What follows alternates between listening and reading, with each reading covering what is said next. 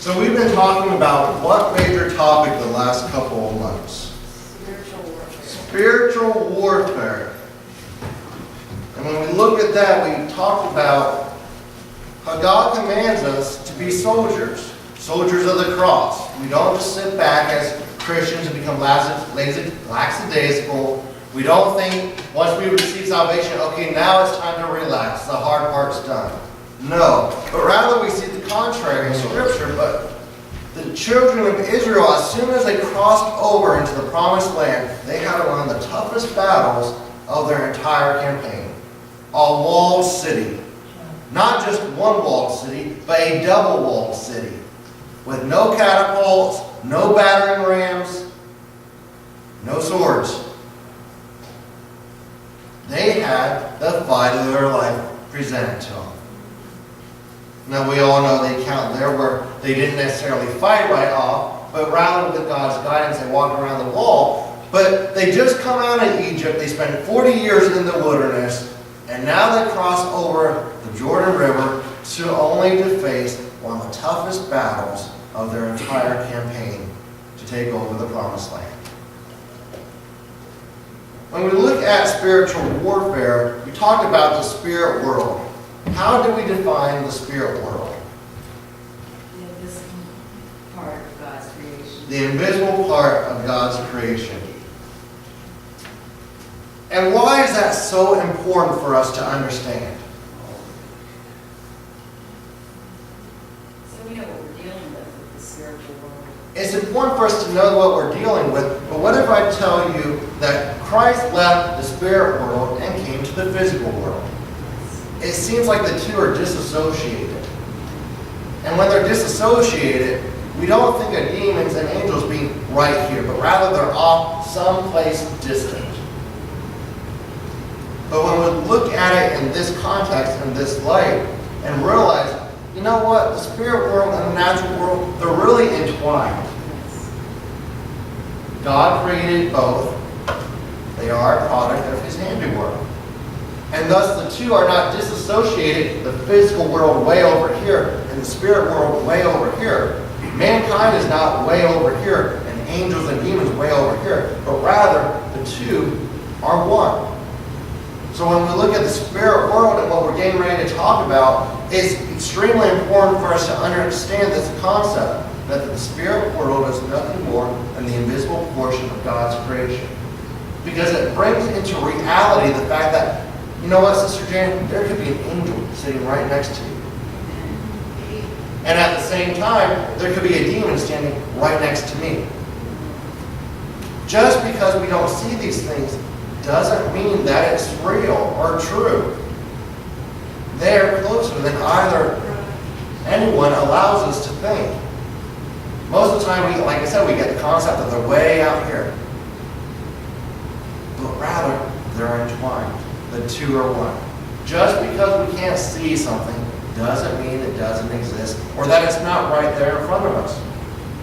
Just because we can't see the air in front of us doesn't mean that we're breathing it right now. The wind might not be blowing and making it evident, but just because we can't see it doesn't mean it's not there. We spent, I think it was 2 or 3 months discussing the names of the devil. Now we're getting into a different portion. We are going to actually begin looking at demons more. We're going to be looking at demons, tactics, casting out demons, all in the future. But this is what I consider the turning point, because we've talked about the spirit realm. In the regards that we've talked about spiritual warfare. We spent how much time talking about the armor, prepping us to realize God has not given us the spirit of what? Fear. There's no reason for us to fear. We've spent several months trying to get that grounded and instilled within us. As Christians, there's no reason for us to fear the unknown. There's no reason for us to fear demons, because Christ has given us all power. We've looked at our armor, how it's up to us to put it on and maintain it. And we have all this equipment to protect us as well. The belt of truth. Know what we believe and why we believe it. Our feet shod with the preparation of the gospel of peace. talked about the helmet of salvation, our hope of salvation, and all those things entwined.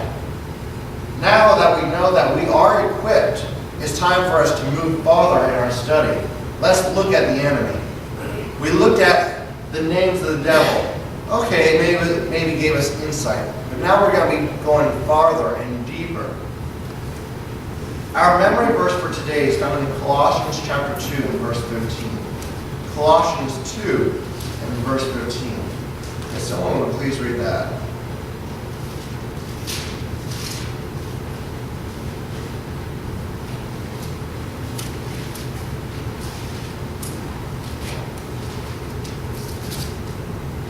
Why does that look? Hold on. I was looking at verse 5. Never mind. Right passage. Colossians 2:15. Having spoiled principalities and powers, he made a show of them openly, triumphing over them in it. And having spoiled principalities and powers, he made a show of them openly, a triumphing over them in it. Who's the he in this passage here?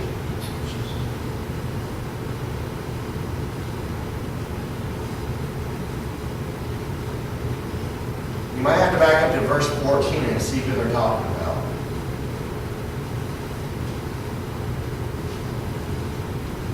The last phrase should really give it away. It's talking about Jesus. Through his death and his resurrection, more specifically, his resurrection, he spoiled principalities and powers. Who did he spoil? Principalities and powers. Putting it in terms of what we're studying, he made a spoil of demons.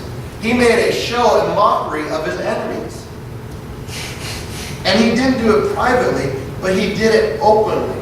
And when he resurrected from the grave, he proved that death had no hold on him. Nothing can hold him back. In the words of my one friend from Bible school, when it comes to demons, he whooped their butts. He was from Africa, and that was his phrase. But he made a show. He made fun of them openly. Said, you don't have anything on me, to put it in today's terminology. Today, we are going to be looking at demons. We are going to be diving into demons. But we're not going to go too deep. Rather, I want to go from this aspect. I want us just to talk about it. I want us to talk about our experiences. What have we experienced? What has God revealed? When it comes to the spirit world, if God would give us insight, what would it look like? We're going to, there was one man's encounter. And how did he first get involved with demons? The Ouija board. And we're not going to spend time and talk about that. If we talk about that, we'll talk about that at a later date if we go there. But that just shows us we need to be careful what we open ourselves up to and what we allow to come into our homes as well. Because what even society pushes off as innocent isn't innocent. I talked about this when I taught soldiers last year, and we're not going to that. Even when it comes to the Ouija board, they made things look innocent. I was on, I think it was Toys R Us website. They are making a pink Ouija board now. I wonder who they're marketing towards, because girls love anything pink. I mean, you can go on the internet, you can find websites where you can play with a free Ouija board. I mean, the devil is out to get us to kill, steal, and destroy, and he's using every means possible. But that was just one man's encounter with demons. Perhaps you all have had experiences in the past with demons, or had experiences. When I said earlier, what is the spirit world, and if God would reveal it to us, what would it appear like? I'm going to give you some time to think about it, because I want us to just have an open discussion. What have been our experiences? Have we had any? And if we have, I'd like us to share it, because once again, when we get to the spirit world, so many times it seems like it's way over here. When it comes to demonic influence, influence or oppression or possession, it seems like it's so far away. Or even as a Christian, when it comes to God revealing things to us, it seems so distant. How many Christians do you know today that talk about, well, I seen that this person is possessed, or I know that this person had a demon cast out of them, or I was praying, God revealed this demon to me. The church world is so far from where it used to be. And I'm not saying that they talk about these things all the time, but in the early church, these were things that took place. Casting out demons was commonplace. Praying and fighting against demons was commonplace. I know as I was beginning to prepare for teaching this, I spent months preparing, just reading books, reading my Bible, studying. It's important for us as Christians to pray for leadership, because we don't know how strongly the enemy is coming against them or when. And the enemy is out to steal, and we talk about false teachers and false prophets. But I remember someone telling me of an account. They were flying somewhere, and they were sitting next to a Satanist. That's where their seating kind of fell.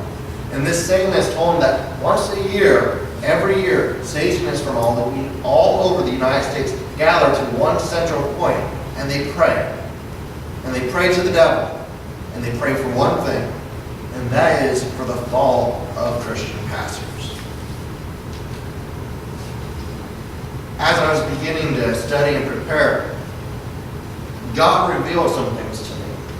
And as I was laying in bed one night, you might call it a dream, I call it a vision, and for this reason.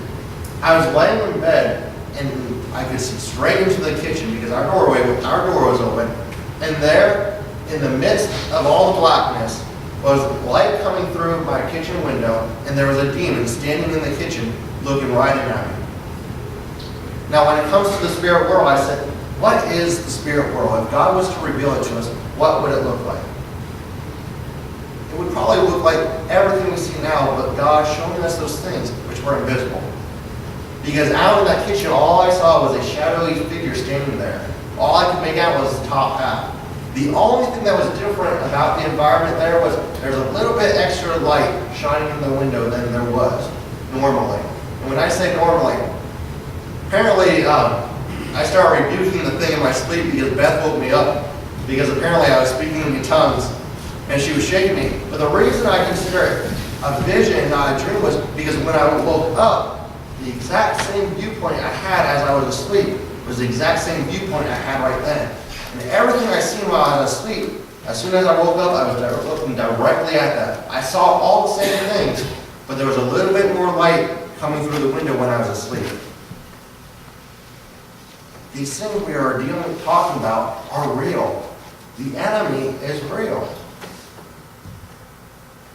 What about anyone here? Have you ever had an experience with a demon? Has God ever revealed anything to you? Brother Stedman. Back in 1979 in Iowa College, a good buddy taking a couple kids home, and of course everybody left, so I was there going by myself. He was taking some kids home from North Carolina. He was just going to go, turn around, come back, wasn't going to stay there. So I guess I laid down about 9, 10 o'clock at night, was laying there, deep sleep. I think about 2 o'clock in the morning. I started praying to him. I thought, well, he's in trouble. So I started praying for him. And the doorway had bunk bed, so I was on the top bunk bed facing the wall. And I felt something in the room. It smelled like sulfur. So I turned over to this thing, like something out of a horror movie. Didn't have time to think. It just picked me up, and the only thing I can remember saying is, Jesus, help me. It threw me, picked me up, and just threw me on we had a desk there, and there were 2 chairs, and it hit the chair with my head, toward my eye there. And I turned, and it looked at me, and it went through the door. It didn't open the door, just went through the door, so I went after it. I wasn't afraid or nothing, I don't know why.